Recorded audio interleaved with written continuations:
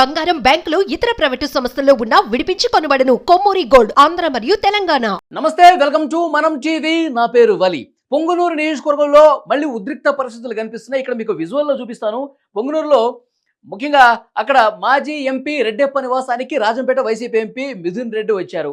వచ్చిన వెంటనే అక్కడ స్థానిక ప్రజల్లో ఏ రకమైనటువంటి ఆగ్రహం వ్యక్తమవుతుందో ఇక్కడ మనకి చాలా క్లియర్గా విజువల్లో స్పష్టంగా చూస్తున్నాం. సో ఒక విషయం ఇక్కడ ఏంటంటే, బ్రిటిషర్లు గతంలో స్వాతంత్ర సమరం బాగా జరిగే రోజుల్లో బ్రిటిషర్స్ గో బ్యాక్, ఇక్కడి నుంచి మీరు వెళ్ళిపోండి అని చెప్పి, క్విట్ ఇండియా అని చెప్పి ఒక పెద్ద ఉద్యమం నడిచిన విషయం తెలిసిందే. బ్రిటిషర్లకు వ్యతిరేకంగా మన దేశ ప్రజలు ఏ రకంగా ఆగ్రహంతో ఊగిపోతూ నినాదాలు ఎత్తుకున్న పరిస్థితి ఉందో మనం చూసాం. ఇప్పుడు వైసీపీ నాయకులు కూడా ఇదే పరిస్థితి కనిపిస్తోంది. వైసీపీ నాయకులు కూడా ఇక్కడ మా దగ్గరికి రావద్దు, ఈ నియోజకవర్గాల నుంచి వెళ్ళిపోండి, మా కంటికి కనిపించొద్దంటూ ప్రజల నుంచి ఇంత భయంకరమైన నినాదాలు కనిపిస్తున్నాయి. దీనికి కారణాలు లేకపోలేదు. ఎందుకంటే గత 5 సంవత్సరాల కాలంలో వైసీపీ నాయకులు చేసినటువంటి అరాచకాలని వాళ్ళు గుర్తు చేసుకుంటూ నెమరు వేసుకుంటూ మమ్మల్ని ఇంత దారుణంగా ట్రీట్ చేసినటువంటి వైసీపీ నాయకులు ఉండొద్దు అని చెప్పి ప్రజలు స్వచ్ఛందంగా ఏ వైసీపీ నాయకులు కనిపిస్తే తరిమి కొడుతున్నారు. ఈ విజువల్ దానికి ఒక ఉదాహరణ కనిపిస్తుంది, చూడండి. మిథున్ రెడ్డి గారు రాగానే అక్కడ ఈ విషయం తెలుసుకున్నటువంటి స్థానికంగా ఉన్నటువంటి నాయకులు, ప్రజలు, సామాన్యులు, ముఖ్యంగా సామాన్యులు వాళ్ళు పెట్టినటువంటి ఇబ్బంది అంతా ఇంత కాదని చెప్పి ఆగ్రహం వ్యక్తం చేస్తూ ఇక్కడ రాళ్లదాడి కూడా జరిగినట్టుగా తెలుస్తుంది. ఒక పోలీసు గాయమైంది, అతన్ని ఆసుపత్రికి తీసుకెళ్తున్నటువంటి దృశ్యం కూడా ఇక్కడ మనకి చాలా స్పష్టంగా చూడొచ్చు మనం. సో ఉద్రిక్తత ఇక్కడ పొంగనూరులో కాదండి, ఈరోజు పొంగనూరులో కనిపించింది. కానీ గత కొన్ని రోజులుగా వైసీపీ నాయకులకి ఇలాంటి తీవ్రమైనటువంటి వ్యతిరేకత కనిపిస్తుంది ప్రజల నుంచి. సో వాళ్ళందరూ కూడా ఆగ్రహం వ్యక్తం చేస్తూ ఈ రకంగా ఎక్కడికక్కడ అడ్డుకుంటున్న పరిస్థితి కనిపిస్తుంది.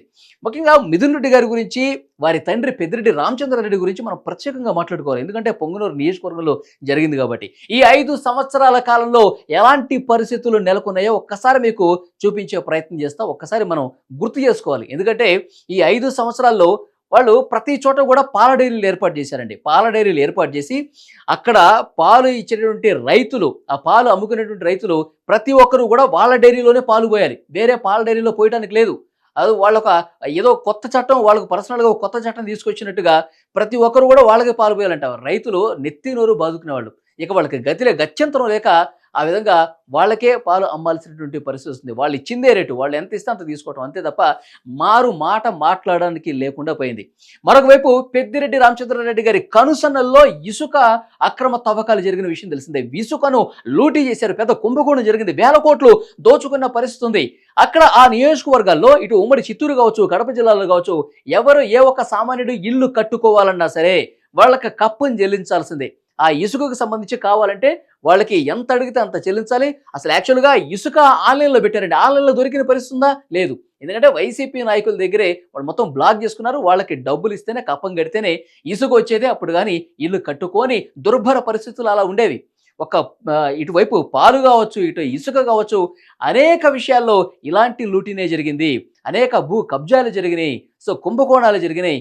ఇవన్నీ చూసి విసిగి వేసారిపోయారు ప్రజలు. సో ఈ ప్రభుత్వం ఎప్పుడు పోతున్నా, మనకి మంచి రోజులు ఎప్పుడు వస్తాయని చెప్పి జనం ఎదురు చూశారు. కానీ ఇక్కడ పరిస్థితులు మనం చూస్తుంటే ప్రజల్లో ఎంత ఆగ్రహం ఉందంటే ఒక్కసారి విజువల్ మళ్ళీ చూడండి. అక్కడ ఈ విషయం తెలుసుకున్న వెంటనే సో వచ్చేసారు, తండోపతండాలుగా తరలి వచ్చేసి అక్కడ రాళ్ళు ఇచ్చుకుని గో బ్యాక్ అంటూ నినాదాలు చేసే పరిస్థితి పొంగనూరులో కనిపిస్తుంది. సో పోలీసులు కూడా ఈ విషయం తెలిసేసరికి జనాల నుంచి ఇంత ఆగ్రహం ఉన్న విషయం తెలుసుకుని పోలీసులు చూసారా, సో పెద్ద స్థాయిలో మోహరించారు. సో కొన్ని రాళ్ళు కూడా పోలీసులు తగిలాయి. వెంటనే ఆసుపత్రికి తీసుకెళ్తున్నటువంటి సిచ్యువేషన్ కనిపిస్తోంది. ఇప్పుడు వైసీపీ నాయకులు ఒక ఏడుపు కనిపిస్తోంది. ఇప్పుడు వీళ్ళలో ఒక పార్టీకి సంబంధించిన కొంతమంది కార్యకర్తలు వచ్చి రాళ్లదాడి చేస్తున్నారు. సో ఇలాంటి పరిస్థితులు గతంలో ఉన్నాయా? గతంలో ఉన్నాయి. మీరు చేసింది చాలా స్పష్టంగా కనిపించింది కదా. అంగళంలో మనం చూసాము, చంద్రబాబు నాయుడు గారు యాత్ర చేస్తుంటే రాళ్ళు వేపించింది ఎవరు? పెద్దిరెడ్డి రామచంద్రారెడ్డి గారు. దీనికి మీరు సమాధానం చెప్పాలి.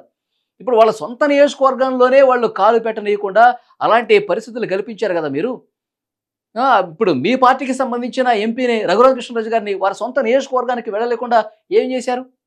అది కనిపిస్తుంది కదా. సో మీరు చేసినటువంటి అన్యాయాలు, అరాచకాలు ప్రజలకు కళ్ళ ముందు కనిపిస్తూ ఉన్నాయి. సో కాబట్టే ఇలాంటి ప్రతిఘటన ఎదురవుతుంది. మీరు మంచి చేసుంటే మీకు ప్రస్తుతం కాలం మంచిగా ఉండేది. కానీ మీరు చేయలేదు కాబట్టి ఇలాంటి పరిస్థితులు అడుగడుగునా మీకు కనిపిస్తున్నాయి. సో ఇక్కడ పొంగునూరు నియోజకవర్గంలో ఈరోజు జరిగింది. కానీ ప్రతి చోట కూడా వైసీపీ నాయకుల వ్యవహార శైలిని ఎండగడుతున్నారు. వాళ్ళు చేసినటువంటి అవినీతి చిట్టా బయటకు తీయాల్సిందే. ప్రభుత్వాన్ని డిమాండ్ చేస్తున్నారండి ప్రజలు. ఇప్పుడు తెలుగుదేశం పార్టీ కార్యకర్తలు, జనసేన కార్యకర్తలు, బీజేపీ వాళ్ళు కాదు, స్వచ్ఛందంగా సామాన్యులు ప్రజలు మేము ఇన్ని ఇబ్బందులు పడ్డాం సార్, ఈ నాయకుల వల్ల, ఈ వైసీపీ నాయకుల కుట్రల వల్ల మేము బలైపోయాము, మా కుటుంబాలు రోడ్డున పడ్డాయని చెప్పి స్వచ్ఛందంగా ఆయా పోలీస్ స్టేషన్స్కి వచ్చి బాధితులు మొరపెట్టుకున్నారు. మన చంద్రబాబు నాయుడు గారు ఒక శ్వేతపత్రాలు రిలీజ్ చేశారు. ప్రకృతిని లూటీ చేశారు. మైన్స్ గనులు కావచ్చు, ఇసుక కావచ్చు, ప్రకృతి సహజ వనరులన్నీ కూడా లూటీ చేసేశారు. ప్రజల్ని ఎన్ని రకాలుగా ఇబ్బందులు పడ్డారు, అన్ని రకాలుగా ఇబ్బందులు పెట్టారు. వాళ్ళందరూ కూడా బాధితులు ఎవరు కూడా మీరు ధైర్యం కోల్పోవద్దు, ముందుకు రండి, మీ సమస్యలు మీరు చెప్పండి అని చెప్పి చంద్రబాబు నాయుడు గారు ఆ రోజు శ్వేతపత్రం రిలీజ్ చేసే రోజు ప్రజలకు చాలా స్పష్టంగా చెప్పారు. సో ప్రజల్లో కూడా ఒక ధైర్యం వచ్చింది. వీళ్ళ ఆట కట్టించాలంటే, వీళ్ళు చేసిన అరాచకాలు బయటకు రావాలంటే మనం నోరు విప్పాల్సిందని చెప్పి ప్రజలు బయటకు వస్తున్నారు ఇప్పుడు.